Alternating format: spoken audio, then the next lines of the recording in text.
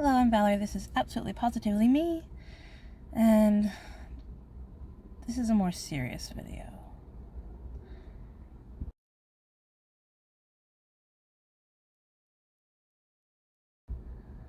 So, I have entered the sandwich generation.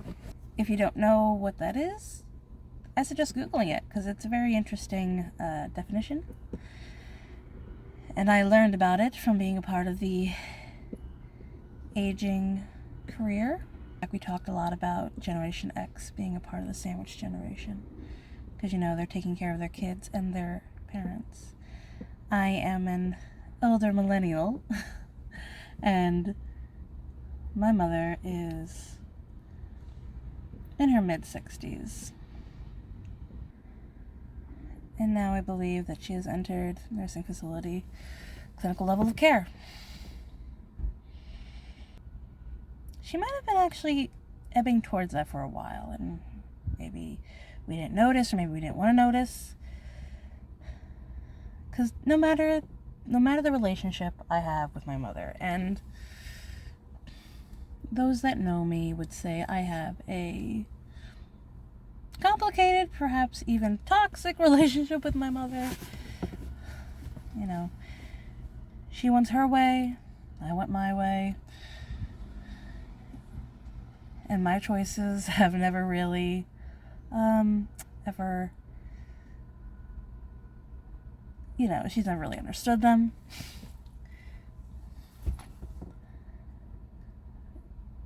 But no matter the relationship, I am the one here, so I am the one that must handle this. My brother's away. My sister's in North Carolina.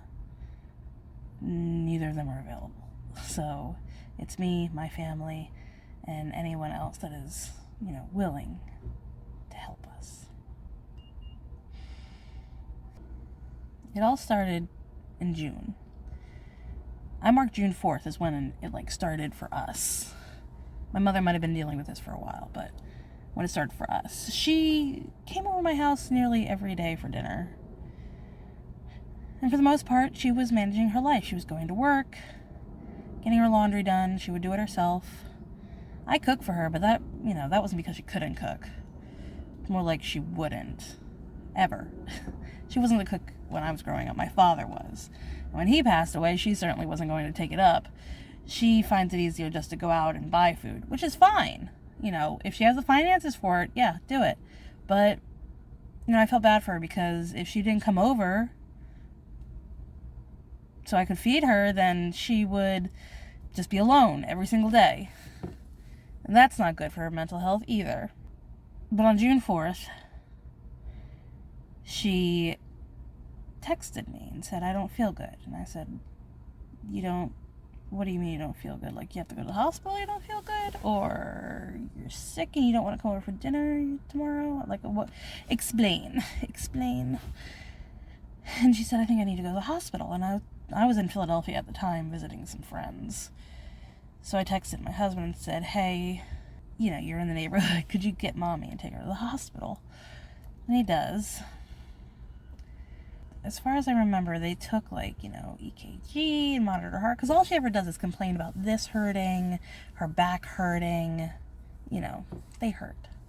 And if you go to a hospital and you tell them this hurts, they're going to check for heart stuff.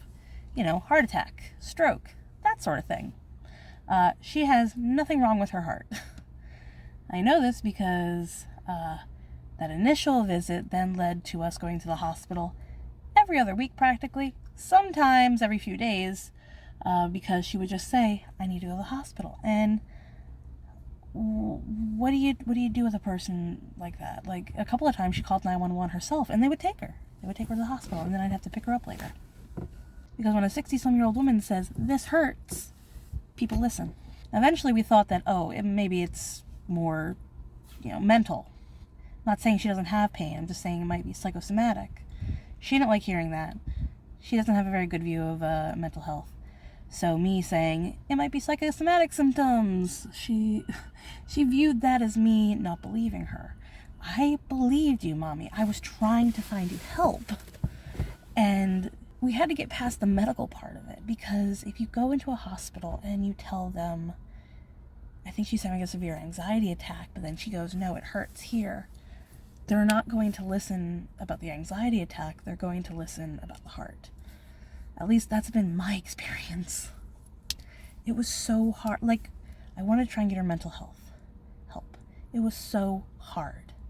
So hard. That could be a whole separate video about the trials and tribulations that we went through for that. But honestly, all that doesn't even matter anymore, because the things that have happened since then just make any mental health situation she had completely mute. Eventually, she got to the point that she told me she wanted to. She's never said that before. And until otherwise proven, I didn't know if she really was going to do it, so I had to take it seriously. So I took her to crisis. And what I had learned during that week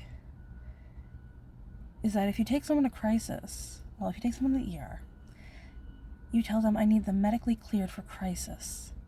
And that's how they get the notion that it's a, mental health situation. So she gets admitted, calls me about a day later, and she says, they approved me for 3 days. And I said, cool. I'm totally expecting I'm going to get a call in a couple of days, and I'm going to pick her up and bring her home. Nothing happens. I don't hear anything for a month. Like, she calls me a couple times, but they're very weird conversations. Like, she's asking me what time it is. And then when I tell her what time it is, she calls me a liar, because she's saying it's breakfast time when actually I'm saying, no, it's 2 p.m. She's telling me she hasn't eaten all day, and a nursing staff gets on the phone and says, yes, we did feed you, Donna. You had breakfast. Lunchtime is in an hour. But I don't get any calls from doctors or social workers or anything. Finally, a referral comes in from somewhere. A referral came in. I didn't initiate it. But how I knew about it was that the intake worker emailed me saying, do I call you or your mother? And I said, where did this come from? She said, from the social worker at crisis. So I give her a call just to find out what is going on. What is going on is that they have noticed some cognition issues with my mother. They're saying they did like a screening. She was very low, scored very low on it. She has moments of clarity, but for the most part, she is very confused. Apparently, she didn't mention to them my brother at all, so they were surprised when I mentioned I had a brother. The social worker assures me she'll have the doctor call me on Monday. I hear from the doctor on Monday. He says she should not be living alone. And I'm like, well, we're only like 3 blocks away. She'll be fine. And eventually I take her home. He's asking me all sorts of questions, like, how do I turn on my lights? How do I work the TV? And they have some kind of like Amazon Fire, Roku, weird program I'm not familiar with. So I'm like, I don't know how to work your TV. But she just keeps repeating it. Put on my TV. How do you work my TV? Put on my TV. How do you work my TV? Put on my TV. How do you work my TV? I do eventually get it on, but she just keeps repeating it. And then eventually she falls. Like, she just gets up to walk and she falls. Didn't trip over anything. We cleaned up the house. We moved all the big stuff out of her way. So she has a nice, big, open walkway now. She fell. And I had to help her up. That's when I realized she can't live by herself. So my husband brings over some food, and I started crying because I'm like, I can't leave her alone. I can't. And I'm worried about asking them to let me bring her home, because my mother can be very trying. And it would be a lot for me to put that burden of her care onto Amy and my husband. Mostly Amy, because, I go to work, he goes to work. So there's going to be a good chunk of time where it's just Amy. And she also is taking care of the kids. So that's a problem. I don't want to overburden her. When she initially came out, I was thinking Mercy Life will be the best, because she needs help. She needs to be stabilized. I've tried doing it myself the entire summer. The entire summer, I was calling doctors and making appointments, only getting people going, no, we can't do that. No, that's not she's not appropriate for that. No, you'll have to call this person. You'll have to call that person. Oh, well, we have a wait list. We'll be able to see her in 6 months. And I'm like, no, I need someone now. So I figured Mercy Life, at least, they'll handle all her doctor's appointments. There's a center she can go to. So that at least relieved Amy. The problem with Life is they consider someone medically eminent. Well, nursing facility eminent. Meaning that they believe this person could go into a nursing facility at any possible moment in the future, right now. Like, it's going to happen soon. They'll say no. They'll say we're not. They're too NFC. They won't do it. And I didn't think she was that when she first came. When she first came, she was confused, but she was up and moving around. She was continent. Yeah, I had to do a lot of oversight and supervision, but for the most part, she could manage, with just some oversight.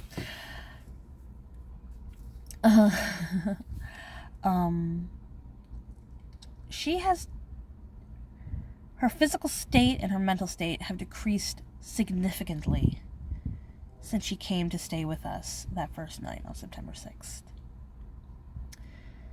Every morning is something new and terrible as far as what kind of state of mind she's in. Like this morning, all she was talking about was just saying it over and over. I'm serious. I'm serious. I'm serious. You don't believe me. I'm serious. So she was in a mood.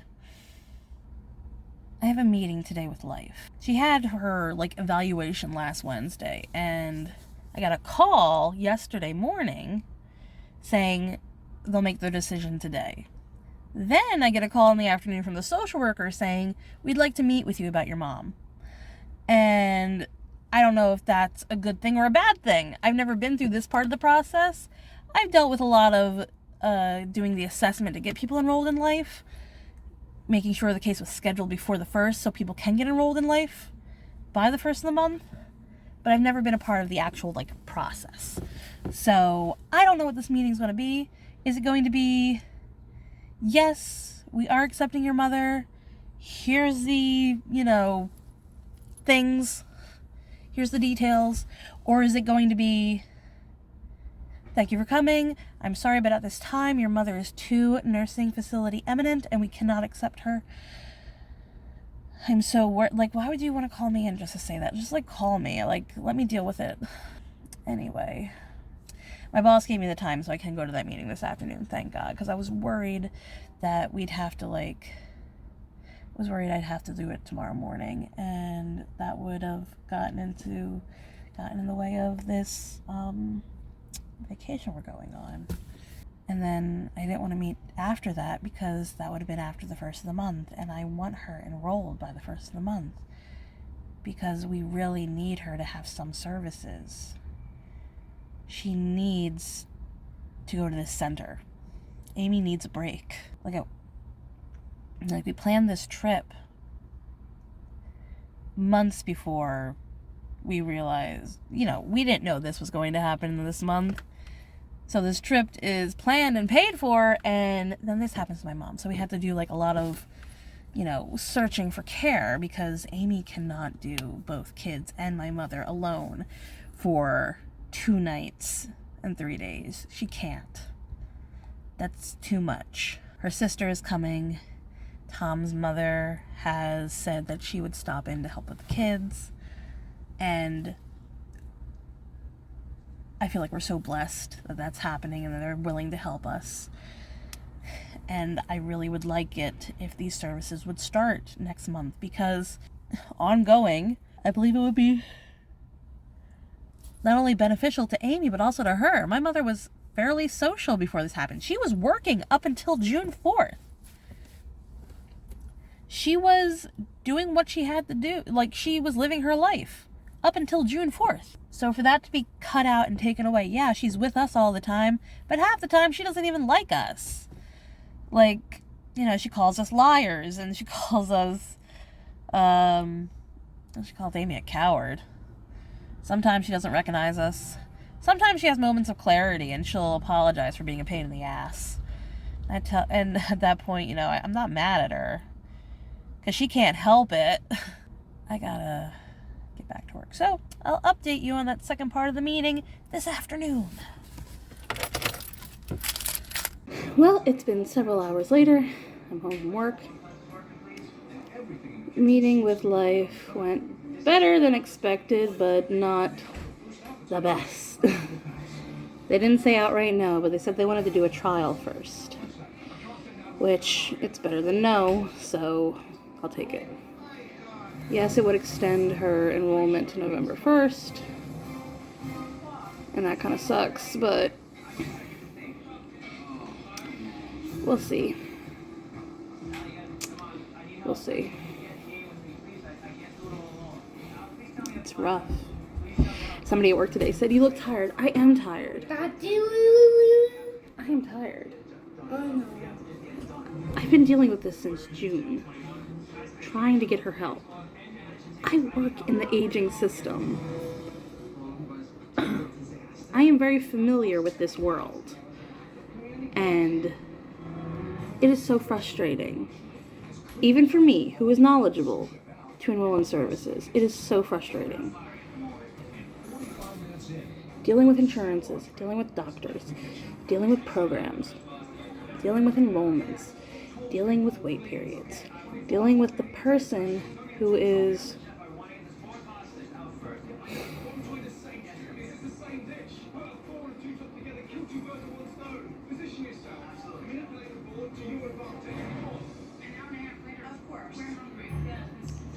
it's a lot.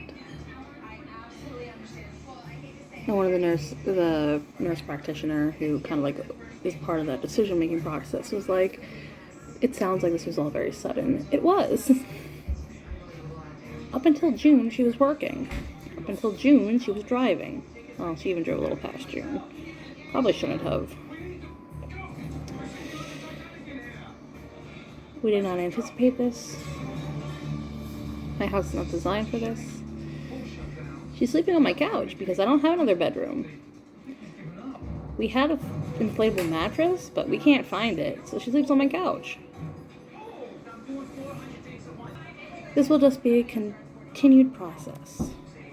Next week she'll have her trial run. I hope it goes well. I hope they see that she can be maintained, and hopefully she does like the center. I do think she needs socialization other than us. I don't think she likes us very much. She doesn't like being here all that much. And I can get why. She had her independence and she could do whatever up until this happened. And that was only this past June. So, since September, she's been stuck here. And yeah, we'll take her out like on the weekend, but she doesn't have the life she had before.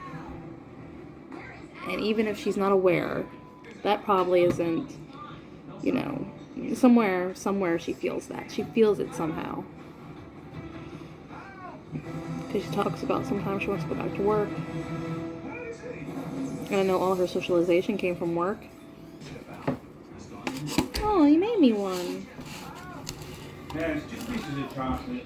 Ooh, fancy. Husband made me a s'more.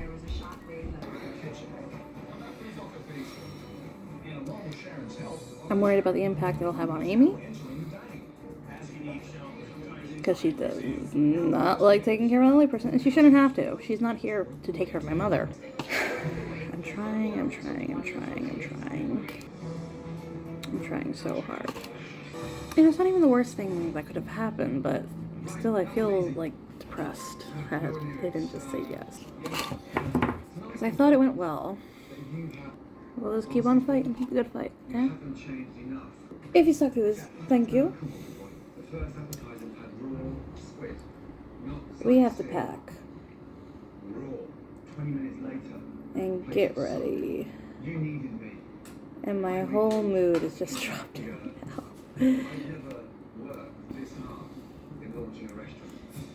it's one of those things I feel really guilty because I know, mainly I feel guilty because I know that Amy cannot put up with her for very long. She doesn't have the mental fortitude to do it. She doesn't want to. Hopefully with her sister being here while we're gone, hopefully with Tom's family helping out, it'll be better. But I just don't know. I feel really guilty. Alright. I gotta go. I'm gonna go eat my s'more and watch Hell's Kitchen with her.